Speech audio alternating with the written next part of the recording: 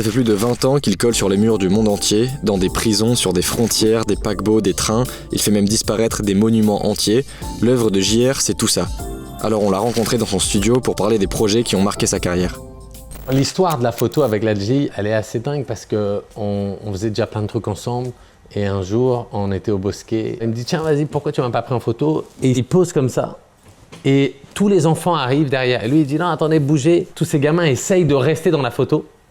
Moi, je dis « Attendez, bougez pas. » Poum, je prends la photo. Et ensuite, en fait, non, il y a peut-être un truc, refaisons-la. Et tu vois dans les négatifs qu'en fait, ensuite, on réessaye de la faire. Et c'est impossible. Et je me rappelle, j'allais à l'époque sur les Champs-Élysées, tu pouvais développer en 1 heure. J'avais pas de quoi faire des tirages, donc je pouvais les voir qu'en petit en planche contact. Et je l'appelle et je lui dis « Faut que je te montre un truc. Il y a un truc de fou. » Et on a dit « Ah ouais, c'est dingue, on dirait que t'as une arme. » Et à ce moment-là, je pense qu'on s'est dit, cette image, il faut l'agrandir. Et il y avait à cette époque quelqu'un qui m'avait parlé des machines de plans d'architecte. Tu sais, quand tu fais des plans d'archi, etc., ça imprime en fait des longues bandes. Et c'est comme ça qu'on a imprimé à la taille d'un des bâtiments des Bosquets cette photo.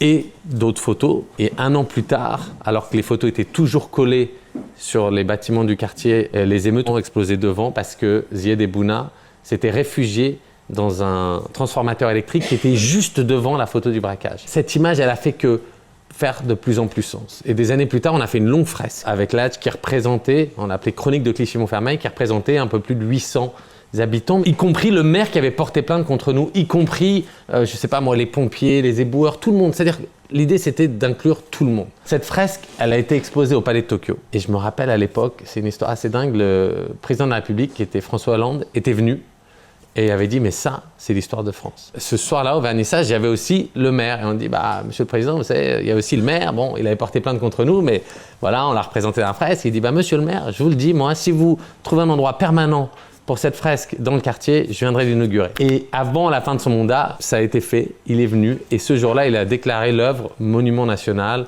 Et ça a été quelque chose de très symbolique parce que c'est la première fois que tous les gens du quartier se sentaient représentés. Coller des gens en photo, c'est finalement dire « ils sont là, ils existent ». En 2007, tu pars en Israël et en Palestine faire le projet Face to Face. Comment te vient l'idée? Je me suis dit, tiens, le projet qu'on vient de faire, Portrait d'une génération à Clichy-Montfermeil et ensuite les portraits collés dans Paris, c'est un peu cette idée qu'on se voit ou que les gens de Paris voyaient les gens des banlieues qu'à travers les médias et vice-versa. Et donc, de manière assez naïve aussi, je me suis dit, c'est peut-être la même chose là-bas. L'idée était très simple, c'était de photographier des gens qui font le même métier. Et chacun joue la caricature de comment il se voit à travers les médias, des deux côtés. Et le fait qu'on ait des passeports français nous permettait d'aller des deux côtés, chose que les gens sur place ne pouvaient pas faire. Et quel est l'accueil des habitants sur place au moment où tu colles du côté israélien des Palestiniens et du côté palestinien des Israéliens? Tu demandes à un mec, est-ce que je peux coller sur ce mur? Il dit, mais tu veux coller quoi? Voilà, j'ai pris ces gens en photo, mais à quoi ça sert? Pourquoi? Qui te paye? Donc tu dis, non, c'est moi qui le fais, c'est un projet artistique, mais si t'aimes pas, tu peux le déchirer derrière. Pour faire réfléchir, il dit, ok, si ça peut aider, vas-y, colle sur mon mur. On se met à coller 2 grandes images, et là, tu as des foules de gens qui commencent à arriver, qui disent, ça c'est pourquoi? Et le mec il dit, non, mais je sais pas, c'est des artistes. Vous faites quoi? Pourquoi vous faites ça? Non, mais en fait, on est français, on colle des photos. Ah, c'est bien, etc. Et tu as un long silence comme ça. Puis tu as toujours une personne, mais ça met un petit moment qui dit, mais attends, je comprends pas, c'est qui ces gens? Et là, je disais, c'est 2 chauffeurs de taxi. Puis encore, tu as un moment de temps, et puis tu as un autre qui dit, mais pourquoi 2 chauffeurs de taxi? Ah non, parce qu'en fait, il y en a un qui est israélien, un qui est palestinien. Et là, tu as un blanc. Et là, on disait toujours, mais est-ce que tu peux reconnaître qui est qui? Et les gens disent, bien sûr, je sais reconnaître mon frère, mon ennemi, c'est lui. Non, c'est pas lui, mais c'est pas grave. Tu as une autre chance, on va coller d'autres personnes. Et ce qui est fou, c'est qu'à chaque fois, les gens disent, mais attends, pourquoi tu fais ça? Tu vas le faire où? Et on dit, on va le faire des 2 côtés. Et ils disent, non, tu veux aller faire ça de l'autre côté? Va voir l'accueil qu'ils vont te réserver quand tu le feras de l'autre côté. Et on a fait toutes les grosses villes de Palestine, ensuite on était parti côté israélien. Et la même chose se passait, les mêmes scènes. Le plus fou, c'est qu'en fait, tu peux te dire, ok, on est parti, les photos ont été déchirées. Elles sont restées des années sur les murs. Ce que nous racontait l'histoire de ces bouts de papier sur les murs, racontait comment chacun en fait se percevait en dehors des médias. C'était quelque chose qui m'a vraiment marqué. Parce que ça m'a montré que les limites n'étaient pas forcément là où on pense qu'elles sont. Les rencontres avec les gens et les discussions qu'on avait dans la rue ressemblaient en rien à ce qu'on pouvait voir à la télévision. Je t'emmène sur une autre frontière, entre les États-Unis et le Mexique, avec Kikito géant au-dessus de la frontière. Pourquoi est-ce que tu as pris ce bébé? Je vivais aux États-Unis à cette époque. Il y avait ce mur, il y avait Trump qui parlait d'en faire encore plus grand. Et un jour, je me suis dit, Attends, je vais aller voir ce mur. Et on est parti là-bas, on a roulé. Et sur toute une partie du mur d'ailleurs, c'est pas vraiment un mur, c'est des barrières. Donc je me suis dit, ok, qu'est-ce qu'on pourrait faire comme projet? En me baladant sur la frontière, je cherchais une maison sur laquelle je puisse coller, parce que je pouvais pas coller sur ce mur. Et à un moment, on sonne chez une dame qui habite juste au-dessus quand on regarde la photo, elle est juste en haut à gauche. Et donc on passe, et on dit bonjour à ses grands-parents qui sont là, tout le monde est dehors. Il y avait un petit gamin dans un berceau, il y avait des chiens, des poules, etc. Et on passe. Elle me montre le mur, je dis, ah ouais, en fait, ça paraît plus loin, ça va être compliqué en taille. Moi, je pensais juste à une image, mais je ne savais même pas quelle image. Je lui dis, ok, merci. Je dis au revoir à tout le monde, on part. On continue de rouler le long de la frontière. Et à un moment, je me dis, mais attends, ce petit garçon qui était dans le berceau, lui qui a 1 an et demi, comment il voit cette frontière? Qu'est-ce que c'est pour lui? On dit, mais c'est lui en fait qu'il faut photographier. On s'est dit, ok, maintenant comment on construit ça? On a été sonné chez tous les voisins, on a dit, à qui est ce terrain qui est juste devant? Et aucun des voisins répondait ou fermait les fenêtres comme ça. Tu avais l'impression d'être dans des films où là, d'un coup, il va se passer un truc grave et tout le monde ferme ses portes. Mais en même temps, personne ne me disait à qui était le terrain. Donc un jour, on a loué un bulldozer en se disant, si on nous arrête, on dit, ah pardon, excusez-nous, on va remettre la terre. Ça a duré une 12aine de jours. On a tout lissé comme ça. Personne n'est venu nous embêter. On a été voir un mec qui loue des échafaudages. On lui a dit, écoute, voilà, on te paye. On veut que tu construises l'échafaudage. Là, on a déjà lissé le terrain.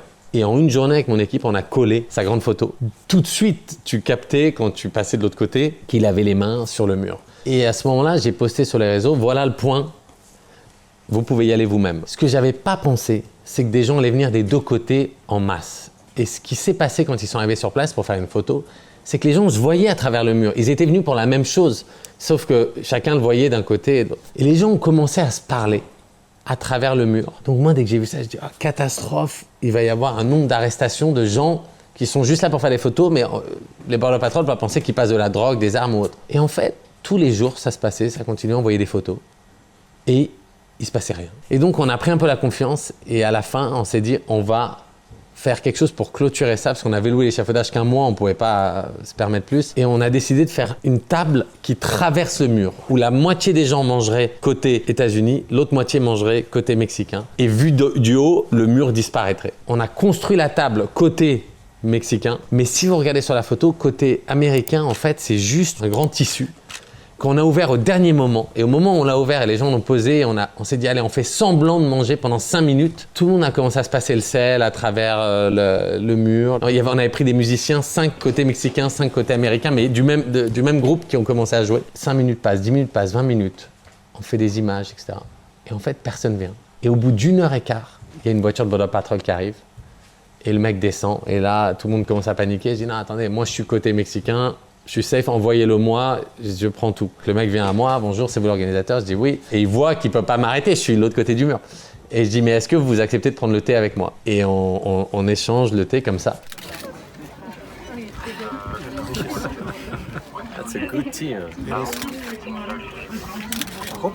En 2019, tu es toujours aux États-Unis, cette fois-ci pour réaliser le collage dans la prison de Tehachapi. Comment est-ce que tu te retrouves dans l'une des prisons les plus sécurisées des États-Unis? J'avais vraiment pas prévu d'y aller. On avait déjà essayé de faire des choses en France dans les prisons, c'était impossible. Donc encore moins aux États-Unis. Et un jour, il y a un ami qui m'appelle et qui me dit « Mais pourquoi tu fais pas un truc dans une prison ?»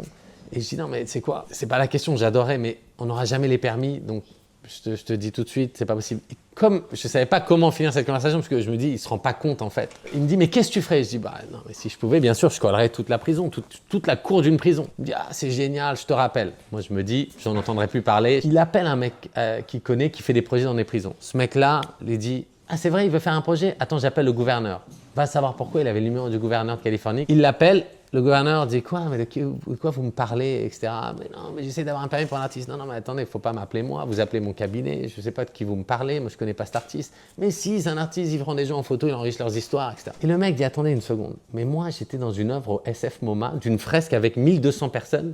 Avant d'être gouverneur, il y a des années, il m'avait pris dans la rue comme ça. Est-ce que c'est le même artiste? » « Mais oui, c'est lui. » Je dis « Ah, mais je me rappelle très bien. Je vais lui donner le permis total pour toutes les prisons de Californie. Il peut aller où il veut. » Donc lui, il me rappelle 1 heure après. Et je suis là en WhatsApp avec mon pote et ce mec-là que je connais pas, qui me dit « C'est bon, tu veux aller où ?» Je dis « Non mais quoi, je veux aller où? Je connais pas, moi, les prisons. » Il dit « N'importe quelle prison de Californie. » Et vraiment, je fais ça sur Google. Je tape dans Map, je tape prison Californie. Il y a 35 prisons qui apparaissent. Et je commence à regarder. Et je dis « Ben non, mais là, je peux pas coller. C'est la cour, elle est en terre. Ben non, je peux pas coller. Là, elle est en gazon. » Et à un moment, boum, il y en a une au milieu du désert et elle était tout en béton. Et je vois cette prison, je dis, ah, celle-là, ouais, Tehachapi.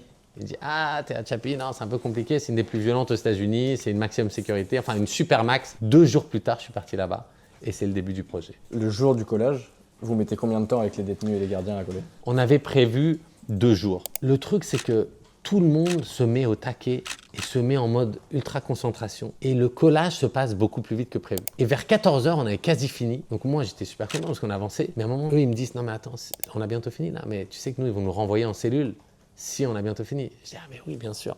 Je dis, ok, alors, ralentissons. Mais le truc de ralentir, c'est qu'en même temps, tu as le vent, tu as des choses qui font, tu as le soleil qui tape sur le papier qui commence à se décoller. Donc ça commence à devenir un challenge. Et en même temps, moi, je voulais que des gardiens collent. Et aucun des gardiens, mais je sais pas comment dire, il y avait là, ils étaient tous là comme ça, par dizaines et dizaines. Et j'arrêtais tout le collage, tous les prisonniers qui attendent, etc., et mon équipe. Et j'allais voir un devant tout le monde et je dis, excusez-moi, voilà, on fait ce projet, est-ce que vous pouvez venir et tout? Non, désolé, pas moi. Ensuite un autre, non, désolé, pas moi. Et tu te prends des vents comme ça, les uns après les autres. À tel point que les prisonniers disaient, mais attends, t'avais dit, laisse tomber, etc. Jusqu'à ce qu'il y en ait un plus courageux que les autres qui dit, bon, allez, vas-y, moi j'y vais. Et là, tout le monde applaudit, etc. On s'est mis à faire ce projet, on a collé toute la cour. Et toutes les 2 heures, je crois, il y avait l'armée qui redescendait dans la cour, ils fouillaient tout le monde, ils vérifiaient qu'il y avait le nombre de brosses, de trucs, de cutters, enfin tout ce qu'on avait besoin pour coller. Et ensuite, hop, on pouvait reprendre. C'était une expérience dingue. Et l'impact de ça, c'est ça en fait qui m'a le plus passionné dans ce projet, c'est qu'on a pu le mesurer. Comme c'était une prison où il n'y avait jamais eu un projet artistique, comme ce projet, on voyait l'impact, mais on a pu le mesurer parce que tout est fermé. En 5 ans, quand tu regardes les chiffres de nombre de prisonniers qui ont pu sortir grâce à ce projet, de comment la prison a changé, du nombre de classes et d'écoles qui ont pu être créées dans la prison, même le gouvernement a réinvesti de l'argent en Californie sur ces prisons. Il y a eu tout un effet boule de neige. C'est un des projets qui m'a vraiment permis de prouver que l'art peut changer le monde. Tu as photographié la pyramide du Louvre en trompe-l'œil. Pourquoi la pyramide du Louvre déjà? Et je me rappelle, j'ai été faire un petit repérage et en regardant les gens arriver du monde entier devant cette pyramide, tout le monde se mettait à lui tourner le dos pour faire un selfie. Je me dis, ça c'est dingue.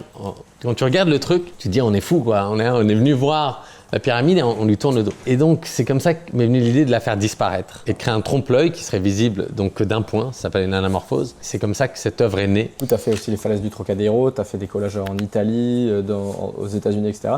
Qu'est-ce qui te plaît dans les bâtiments, dans les monuments? En fait, l'architecture, pour moi, elle a toujours dicté l'image. C'est-à-dire qu'en fonction du bâtiment, je me suis toujours adapté à la façade et c'est ça qui dictait que je me suis mis à coller des regards parce que les façades au Brésil étaient horizontales, que en fonction des pays ou autres, je cadrais d'une manière ou d'une autre. Quand j'ai eu le courage de m'attaquer vraiment à l'architecture pour l'architecture, je me suis dit qu'est-ce qu'il y a derrière, qu'est-ce qu'il y a en dessous, qu'est-ce qu'il y a dans ce… Si d'un coup tu as grandi la pyramide et tu regardais en dessous, qu'est-ce que tu découvrirais, tu vois, sous terre. Et pendant le Covid, c'était d'une autre approche. C'était plutôt le fait qu'on ne pouvait plus rentrer dans les musées, dans les monuments. Et l'idée, c'était d'ouvrir, de faire des fissures comme ça dans les bâtiments pour voir ce qu'il y a à l'intérieur. Plus loin, plus on avançait jusqu'au projet de l'opéra, Retour à la caverne. C'était cette idée comme ça de créer une ouverture dans le bâtiment pour presque comme ramener le décor de fond de scène à l'extérieur ou alors cette idée que tu puisses rentrer dans la caverne. Et c'est comme ça qu'est né aussi finalement le Pont Neuf parce que la caverne du Pont Neuf, c'est enfin la possibilité de pouvoir rentrer dans la caverne physiquement. Et ça sera l'œuvre immersive la plus grande au monde. Elle fera 120 mètres de long dans laquelle on pourra rentrer. Et on sera dans une totale perte des repères et des sens par rapport à l'extérieur. Et on revient à quelque chose de très viscéral, quelque chose qui est en nous, quelque chose qu'on n'a pas connu, mais pourtant que notre espèce a connu. Et c'est la caverne.